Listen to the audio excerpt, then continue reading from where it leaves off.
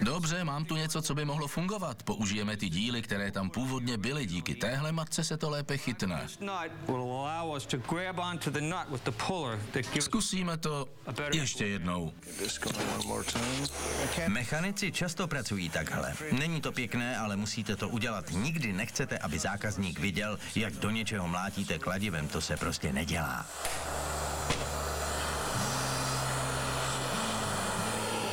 A je to.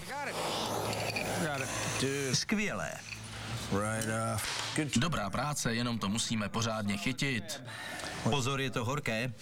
Díky, že jsi přišel, Roné. Nemáš zač. Podařilo se to. Tak budeme pokračovat. Sundáme motor a převodovku a odhalíme kostru.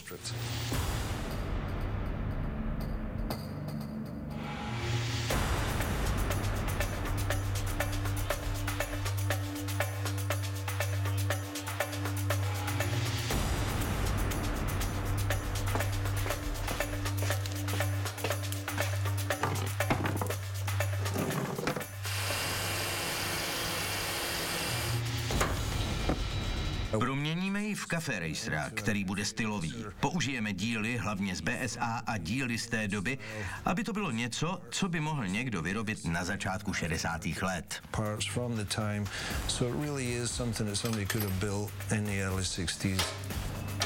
Někteří lidé by asi řekli, že to je ztráta času. Dali by na tu BSA vidlici Suzuki GSX-R a převodovku s výkyvným ramenem a monotlumič, aby z toho byla úplně nová motorka.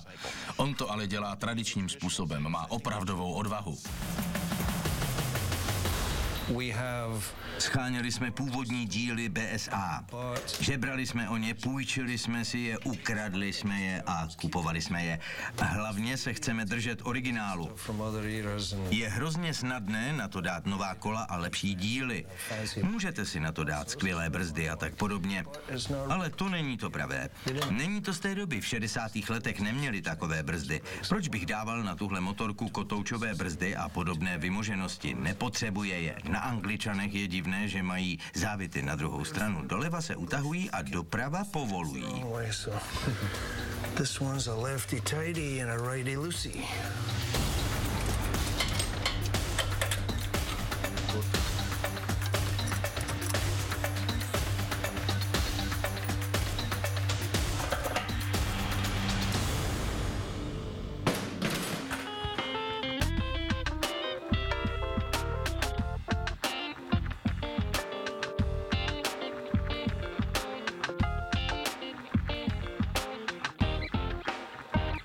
Tohle je úžasná motorka.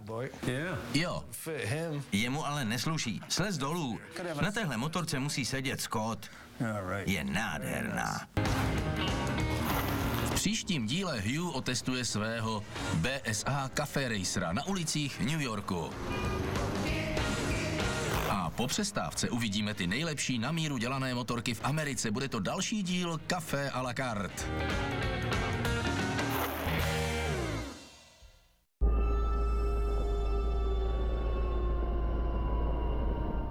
We're entering a new era of innovation.